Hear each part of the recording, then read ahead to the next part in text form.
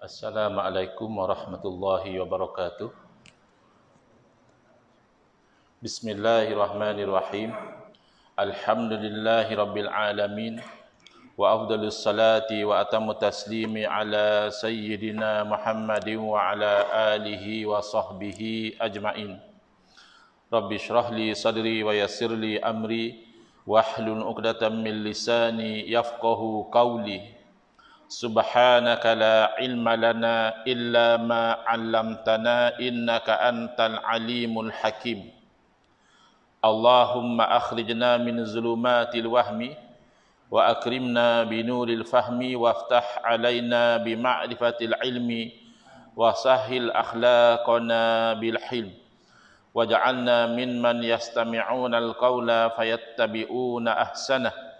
Allahumma ati nufusana taqwaha wa zakkiha anta khairu man zakkaha anta waliyuha wa maulaha. Allahumma arinal haqqa haqqan warzuqna ittiba'ah wa arinal batila batilan warzuqna ijtinabah. Allahumma anfa'na bima 'allamtana wa 'allimna ma yanfa'una wa zidna ilman wa huda. Amma ba'd. Alhamdulillah, muslimin muslimat, hadirin hadirat yang saya hormati, moga-moga kita semua dirahmati dan diberkati oleh Allah Subhanahu wa taala, dan moga-moga kita semua dikurniakan oleh Allah Subhanahu wa taala kefahaman yang baik di dalam urusan agama, sesuai dengan sabda junjungan Nabi kita Nabi Muhammad sallallahu alaihi wasallam, man yuridillahu bihi khairan yufaqihu fid din. Barang siapa yang Allah nakkan dengan dia kebaikan, nescaya Allah beri dia faham dalam urusan agama. Dan moga-moga kita semua dikurniakan oleh Allah Subhanahu wa taala akhlak yang mulia, sesuai dengan sabda Nabi sallallahu alaihi wasallam, innama bu'istu liutammima makarimal akhlak. Hanya saja saya dibangkitkan demi untuk menyempurnakan kemuliaan akhlak. Alhamdulillah, malam ni insya-Allah kita akan menyambung pengajian kuliah maghrib bulanan hari Khamis yang ketiga ya asalnya. Tetapi oleh kerana ada sesuatu urusan yang clash, maka kita ubah ke hari Khamis yang kedua ya. Menggunakan kitab Nurul Huda, Cahaya Hidayah, yang disusun oleh guru saya Al-Fadhil Ustaz Haji Adnan bin Haji Muhammad Samman hafizahullah taala wa nafa'ana bihi wa bi'ulumihi fid dharaini amin. Mensyarahkan kitab Masailut Tauhid, persoalan-persoalan yang berkaitan tentang ilmu tauhid, yang disusun oleh ayahanda beliau dan juga guru saya almarhum Tuan Guru Haji Muhammad Saman Kati rahimahullah taala wa nafa'ana bihi wa bi'ulumihi fid dharaini amin. Kita sampai ke muka surat 14, penerangan. Baik, sebelum daripada itu kita refresh kembali. Soalan yang ditanyakan adalah yang mana i'tiqad yang sah dan mana yang binasa. Ini sebenarnya bertitik tolak daripada mabadi ilmu tauhid yang 10. Asas-asas permulaan ilmu tauhid ada 10, iaitu salah satunya adalah apakah maksud tujuan ilmu tauhid ini. Jadi jawapannya, kita belajar ilmu tauhid ini supaya kita itu dapat membezakan antara i'tiqad yang salah, yang binasa, dan i'tiqad yang benar. Supaya kita tahu, oh kalau macam ni, i'tiqad macam ni salah, maka kita jauhi. Oh kalau macam ni, ini i'tiqad yang betul. Yang ni kita kena pegang betul-betul. Itu tujuan belajar ilmu tauhid. Lalu ditanya, mana i'tiqad yang sah dan mana yang binasa? Jawapan, i'tiqad yang sah itu ialah i'tiqad ahli sunnah wal jamaah. Dan i'tiqad yang binasa itu ialah Pertama, i'tiqad qadariyah. Yang kedua, jabariyah. Dan yang ketiga, mu'tazilah. Jadi, bila disebut yang sah, itulah satu-satunya yang sah, yang betul, iaitu yang dinamakan ahli sunnah wal jamaah. Tapi yang binasa itu bukan tiga itu sahaja. I'tiqad yang batil bukan hanya qadariyah, jabariyah dan mu'tazilah sahaja. Ada lagi i'tiqad lain yang batil, seperti i'tiqad jahmiyah, seperti i'tiqad murji'ah, seperti i'tiqad musyabbihah dan sebagainya. Tapi kenapa disebut tiga? Kerana dalam bab takdir Allah Ta'ala, maka umat Islam terpecah kepada empat ini. Satu yang benar dan tiga yang batil. Jadi fokus yang membahagikan i'tiqad antara yang benar dan batil ini, fokus kepada isu takdir Allah. Adakah Allah Ta'ala mencipta makhluk dan juga perbuatan makhluk, atau Allah hanya cipta makhluk tapi perbuatan makhluk tidak Allah ciptakan? Itu persoalan dia. Dan bila Allah jadikan makhluk dan berlaku sesuatu daripada makhluk, itu adakah Allah yang jadikan atau memang itu kekuatan daripada makhluk itu sendiri? Contoh, Allah jadikan api. Yang berlaku daripada api adalah membakar ataupun menghanguskan. Maka, okey, Allah jadi api itu sepakat. Di kalangan umat Islam, yang jadikan api adalah Allah. Tapi yang menjadikan hangus, adakah Allah atau memang api itu sifatnya memang menghanguskan? Itu yang jadi pertikaian. Sehingga berpecah kepada empat aliran yang disebut ini. Bagaimana cara i'tiqad yang empat itu? Jadi macam mana nak terang? Mesti ada beza. Sehingga dipecahkan kepada empat, maka setiap satu mesti ada beza dengan yang lain. Baik, jawapan. Yang pertama, i'tiqad ahli sunnati wal jamaah itu iaitu bahawasanya tiada memberi bekas oleh sesuatu daripada sebab yang beradat dan af'al baharu yang ikhtiari. Hanya saja yang memberi bekas itu Allah juga. Jadi ini bahasa lama. Kalau tidak disyarahkan macam benda sebenarnya yang nak dikata di situ tu. Apa dia sebab yang beradat? Apa dia tu af'al yang baharu? Apa pula tu ikhtiari? Apa pula yang dikatakan bekas itu? Jadi kita cuba huraikan ya. Tidak memberi bekas ni maksudnya tidak memberi kesan. Maknanya api sebenarnya tidak menghanguskan. Ubat sebenarnya tidak menyembuhkan. Ya.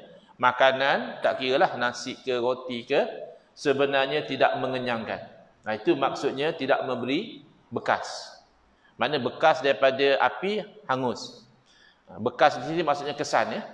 Kesan daripada makan kenyang. Kesan daripada ubat sembuh penyakit.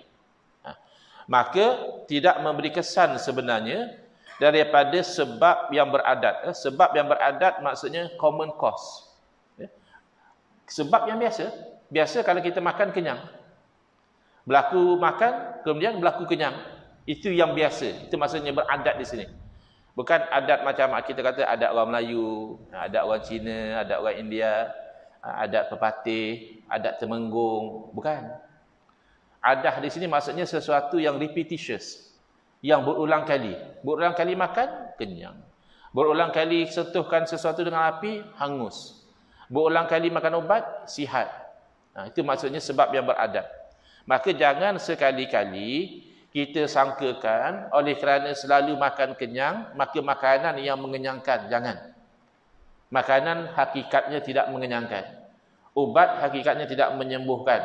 Api hakikatnya tidak menghanguskan. Bukan itu saja. Bukan saja sebab yang beradat tadi, the common cause tadi. Bahkan af'al baharu. Af'al adalah plural kepada fi'lun. Maksudnya perbuatan. Maksudnya perbuatan baharu. Baharu maksudnya makhluk. Ya, kita keep in mind, bila kita belajar ilmu tauhid dengan sistem macam ini, istilah baharu bermakna makhluk. Walaupun makhluk itu dah lama. Walaupun makhluk itu dah usia katakan 1000 tahun. Saya pernah tanya kenapa harga minyak zaitun ni lebih mahal daripada harga minyak zaitun yang satu ni. Maka orang kedai bagi tahu yang mahal sikit tu sebab usia pokok dia tu 1000 tahun. Yang murah sikit usia pokok dia 500 tahun. Rupanya lagi usia dia lebih, dia anggap minyak dia tu lagi kualiti. Mungkinlah theoretically dia dah survive all the years, makna proven. Dia tu tahan. Wallahu alam lah kenapa. Tapi nak ceritanya, kalau pokok tu usia 1000 tahun, kita tak kata pokok baru. Ini pokok yang dah, apa kita panggil? Usang ya, lama dah. Tapi dalam istilah ilmu tauhid, tak lain daripada Allah Ta'ala, semuanya baru. Sebab semuanya ada permulaan. Dulu tak wujud. Lepas Allah cipta, baru wujud. Maka jenis macam tu, dalam istilah ilmu tauhid, kita panggil baharu. Jadi perbuatan makhluk tidak memberi bekas sebenarnya. Maknanya bila orang tu tikam, tidak melukakan. Bila orang tu tampar, tidak menyakitkan. Jadi, itu dari segi hakikat. Kita tak cerita tentang syariat ya. Kalau dari segi syariat, sebab tu dia ambil kira. Maknanya kalau satu orang misalnya, dia pergi ambil api, cucuh hangus rumah kawan dia. Tu dia kena tanggungjawab. Dia tak boleh buat defend dalam mahkamah, kata dia, saya belajar dekat surah Ar-Rahmah section 8, ustaz kata api tidak menghanguskan. Macam mana yang Arif Hakim nak hukum saya? Saya hanya letak api tidak menghanguskan. Habis itu, Allah yang menghanguskan. Tak kira. Yang itu hakikat tauhid. Tapi dari segi syariat, diambil kira sebab musabab. Bila kamu mendatangkan sebab, maka kamu bertanggungjawab dengan musabab dia. Apa yang berlaku dia. Efek dia tu kamu kena tanggungjawab. Sebab saya tengok dalam criminal law yang penal code pun dia macam tu. Bila dikatakan 302, membunuh dengan sengaja, dia akan tengok alat yang digunakan tu. Kalau alat tu biasanya membunuh, dia tak boleh kata, saya cuma hayun pedang kat leher dia, saya tak tahu pula kata mati. Tak boleh. Sebab nature pedang tu biasanya dia akan membunuh. Dia boleh kata defend dia, saya tak sengaja nak bunuh dia. Misalnya terbukti dia hanya tumbuk sekali, meninggal hamba Allah tu. Tu ada chance untuk dia defend. Kerana tumbukan sekali tu biasanya tidak mematikan. Tapi kalau sampai guna pedang atau guna pistol, dia cakap saya tak ada niat, tidak. Even dalam civil law pun, maksudnya civil di sini maksudnya as opposed to syariah law, tapi kriminal lah. Undang-undang jenayah dia pun dia ambil kira sebab musabab. Dalam Islam juga sama. Nak kata orang tu bunuh dengan sengaja atau bunuh dengan tak sengaja, dia akan tengok alat yang digunakan itu. Kebiasaannya, kalau alat itu mematikan, maka defend dia kata tak sengaja itu tak diterima. Tapi kalau alat itu biasanya tidak mematikan, maka defend dia kata saya tak ada niat pun nak bunuh dia, itu boleh diterima. Tapi yang kita cerita ni, hakikat. Sama juga macam bila Nabi SAW bersabda, La adwa. Tidak ada jangkitan penyakit. Itu Nabi SAW nak cerita hakikat. Adapun kalau dari segi syariat, dikira sebab dan musabab. Dari segi syariat, Nabi SAW berpesan, kalaulah sesebuah negeri dilanda wabak ta'un, yang berada di luar negeri tersebut jangan masuk. Yang ada dalam negeri jangan keluar, kena kuarantin. Ini ambil kira sebab musabab.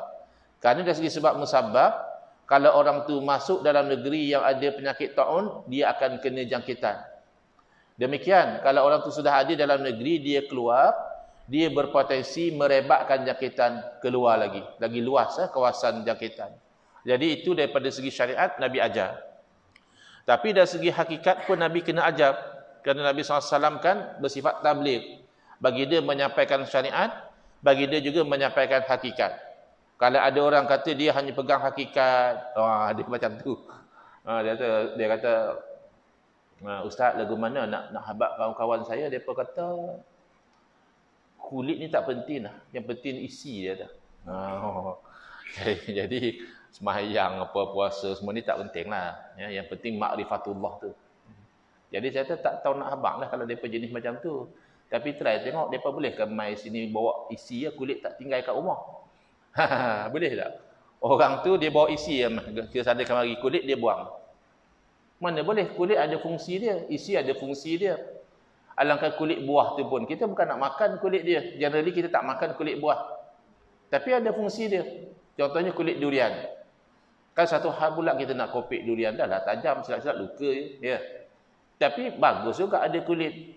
Kerana pokok durian tu tinggi. Kalau tak ada kulit, bersepai lah jatuh dia. Nah, nasib baiklah dia ada kulit yang kukuh macam tu, dia jatuh pun dia masih okey lagi.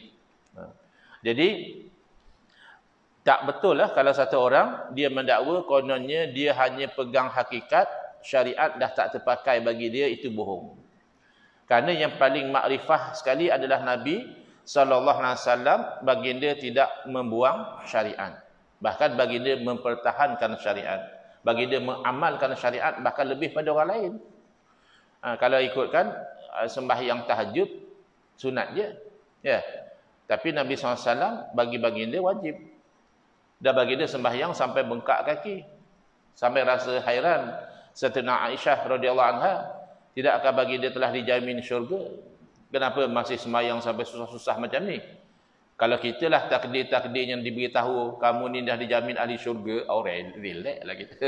Santai lah, buat apalah ibadah teruk-teruk. Dah jamin masuk syurga. Tapi tidak demikian.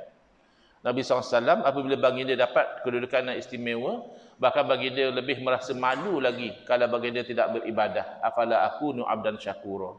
Tidakkah patut oleh itu, aku ni menjadi hamba yang bersyukur.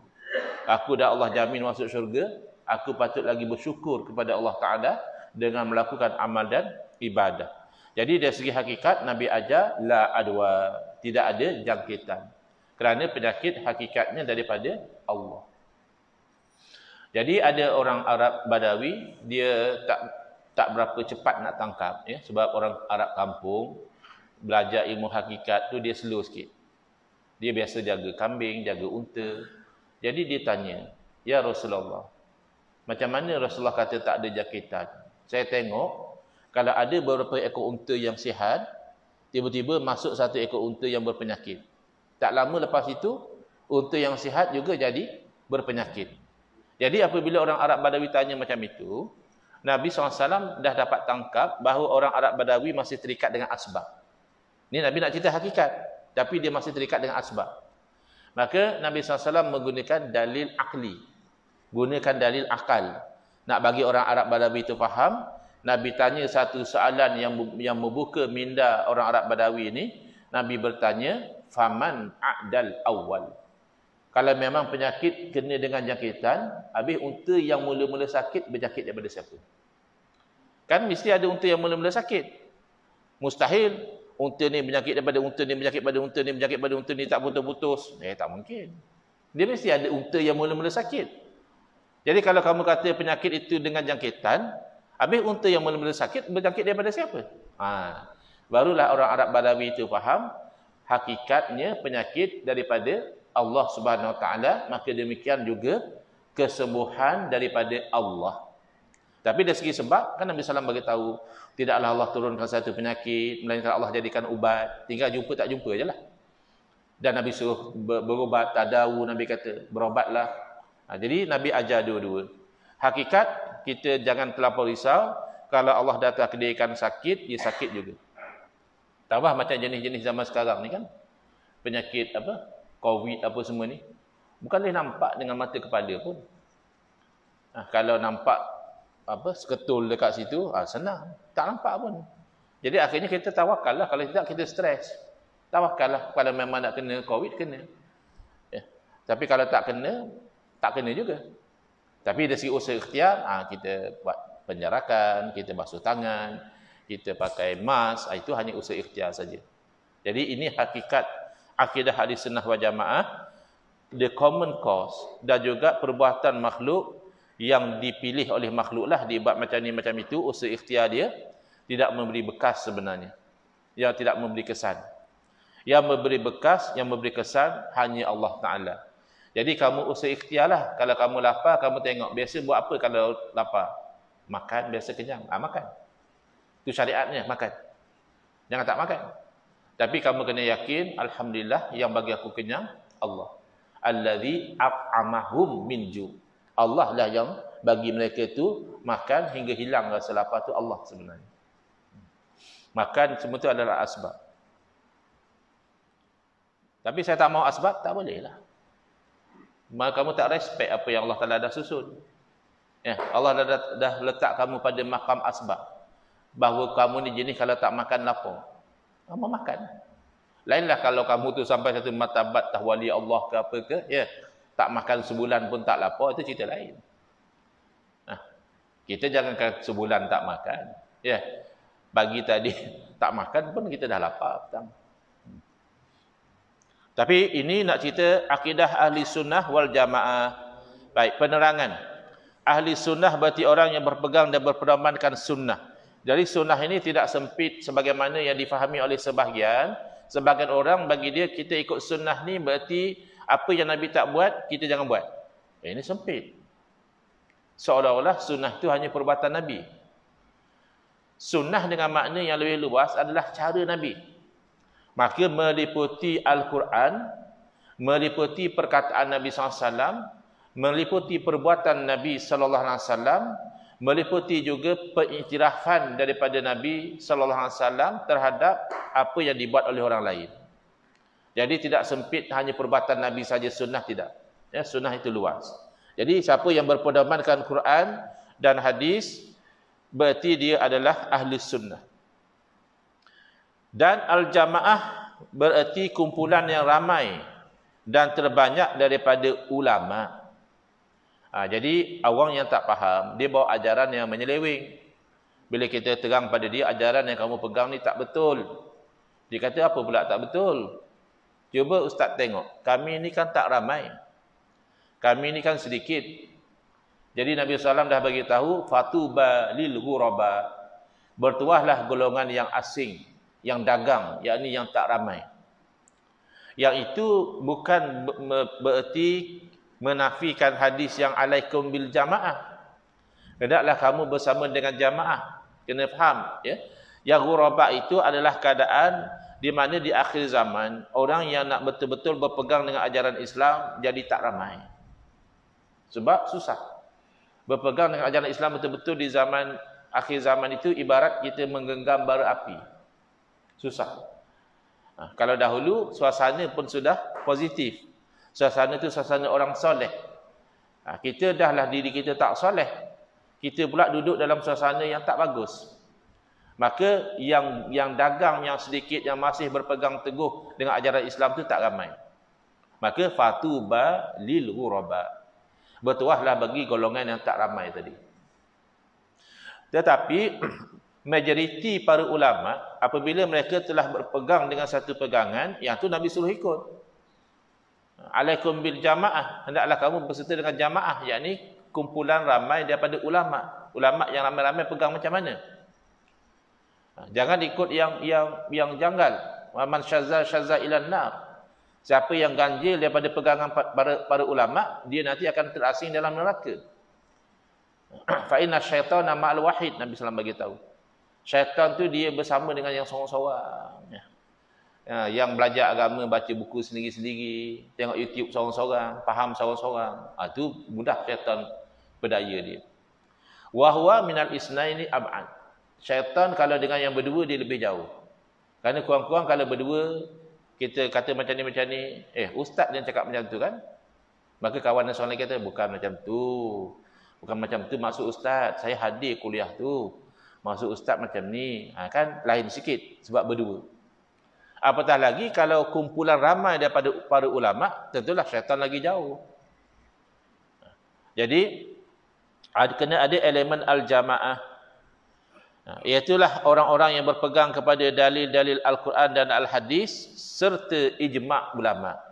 Jadi kalau ada orang mendakwa ahli sunnah wal jamaah tapi sewenang-wenang dia melanggar ijma' kesepakatan para ulama, kemungkinan dia hanya fake saja. Ahli sunnah wal jamaah yang mengaku tapi palsu.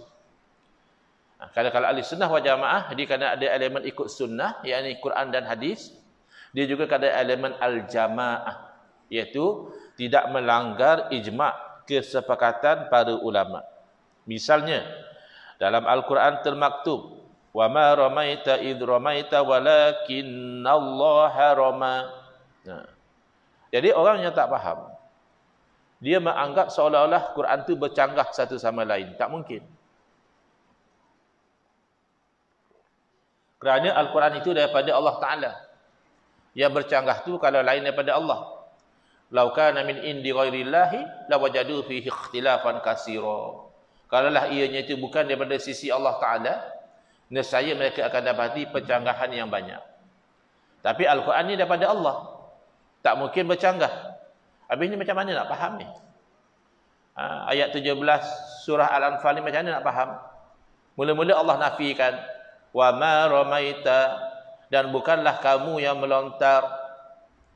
Id ramaita, ketika mana kamu melontar pula dah. Baru sat-sat kata bukan kamu melontar. Elok lepas kata bukan kamu melontar, ketika kamu pula melontar tu macam mana? Tambah lagi, walakinallaha rama. Akan tetapi Allah Taala lah yang melontar. Dia nak faham macam mana?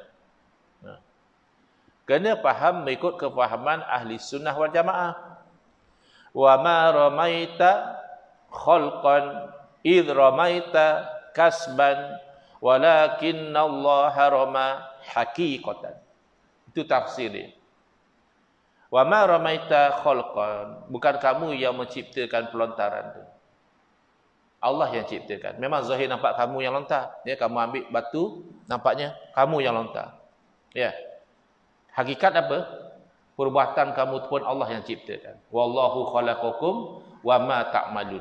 Jadi melihat pada sudut bahawa Allah yang ciptakan perbuatan itu, maka bukan kamu yang melontar. Habis zahir? Zahir juga ada. Izramaita kasban. Ketika mana kamu melontar sebagai satu bentuk usaha dan ikhtiar. Ya. Habis hakikatnya apa? Walakinallaha rama haqiqatan. Kalau kamu nak lihat hakikat, Allah yang melontar. Kenapa? Kerana yang menjadikan kamu tu Allah. Yang cipta perbuatan kamu pun Allah. Yang bagi kepada kamu kebolehan untuk berusaha dan berikhtiar juga Allah. Itu makna wala haula wala quwwata illa billahil aliyil azim. Kenapa bila Bilal ajak, muazzin ajak hayya 'alas salah? Ya. Kenapa kita tak kata na'am? Ya.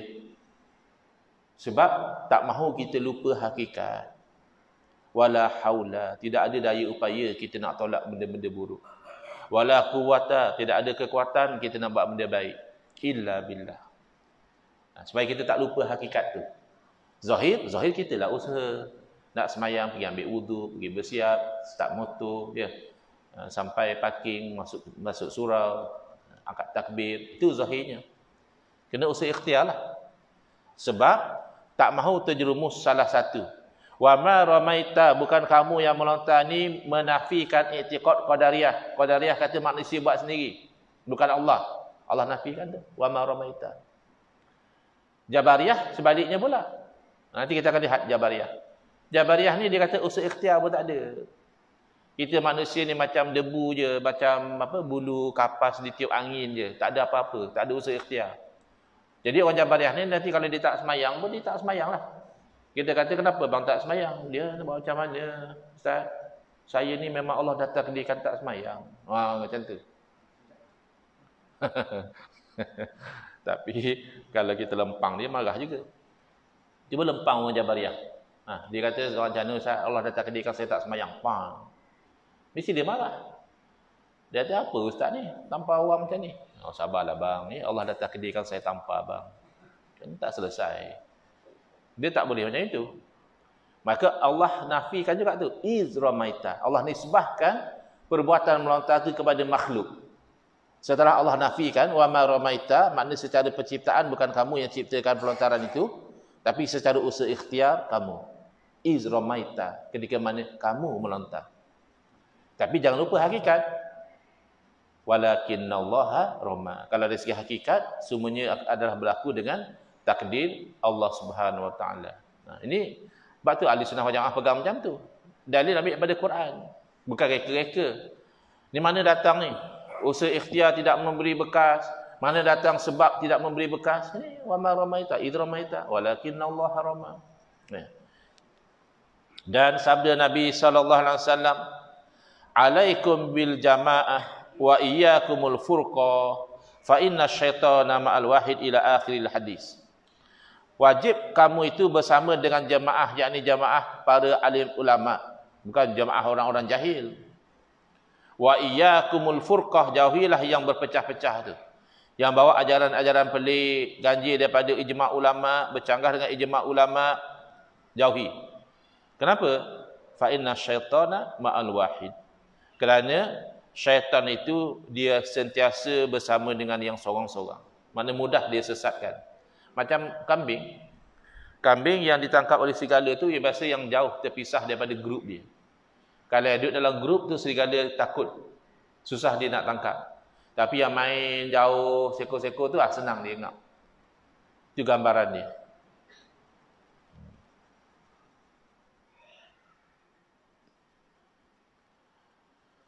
Yang kedua adalah i'tiqad qadariyah.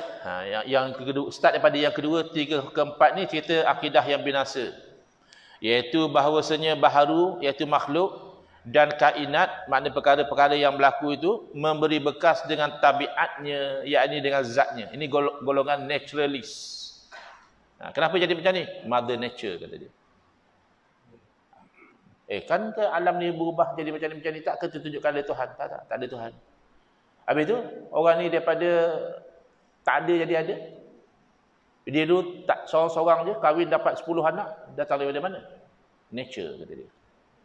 Jadi dia tak boleh nak sampai kepada memahami hakikat Tuhan, dia tukar nama God tu kepada nature. Jadi apa-apa pun berlaku because nature, tabiat, tabi'i. Golongan tabi'i.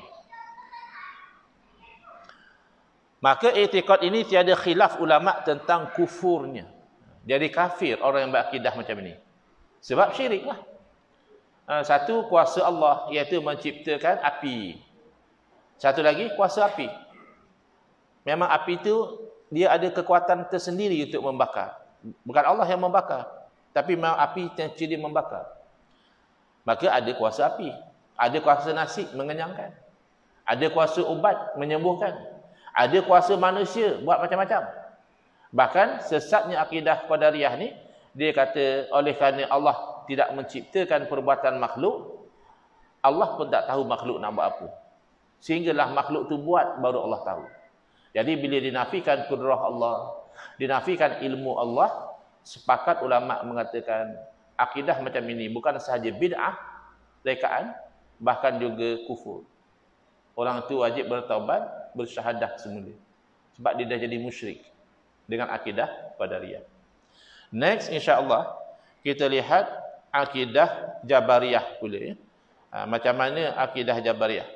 Tapi sebelum itu kita lihat hadis Nabi tentang qadariyah di muka surat 16 lagi insya-Allah. Bismillahirrahmanirrahim. Alhamdulillahirabbil alamin, wassalatu wassalamu ala asyrafil anbiya'i wal mursalin wa ala alihi wa sahbihi ajma'in. Allahumma shrah sudurana wa ahsin akhlaqana wa azim ujurana wa nawwir qulubana bi nuri hidayatika kama la tarada bi nuri syamsika abadan abada bi rahmatika ya arhamar rahimin. Walhamdulillahirabbil alamin. Amin ya rabbal alamin.